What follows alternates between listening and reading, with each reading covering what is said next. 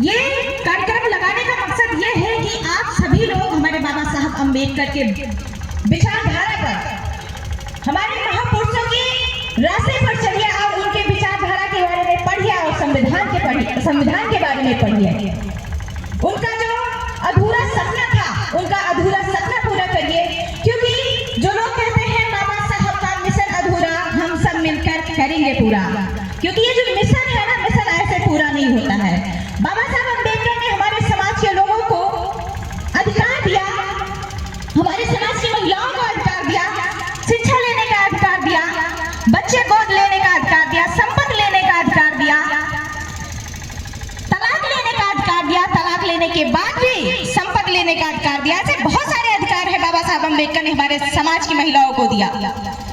और आज दुख क्या होता है कि हमारे समाज की महिलाएं ये भूल जाती है कि बाबा साहब अम्बेडकर ने हमारे लिए क्या किया है।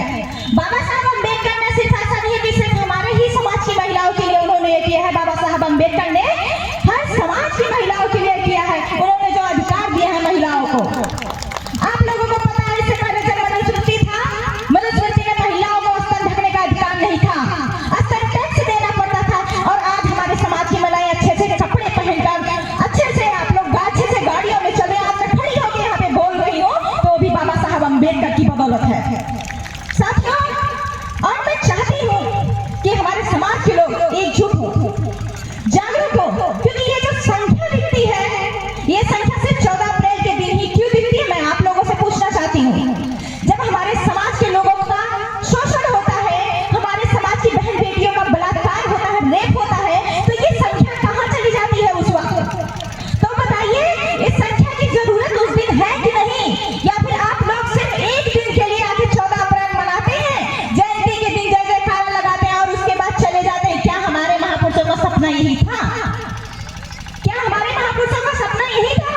बताइए आप लोग। जैसे आप लोग आज यहाँ पे इकट्ठा हुए हो, एकत्रित हुए हो 14 अप्रैल को, वैसे ही आज हमारे समाज की बात आए, हमारे हक अधिकार की बात आए और मान सम्मान की बात आए, हमारी एक बहन बेटियों का शोषण हो, गलत हो, अत्याचार हो उनके साथ, तो आप सभी लोगों को एक होकर आगे होना होगा।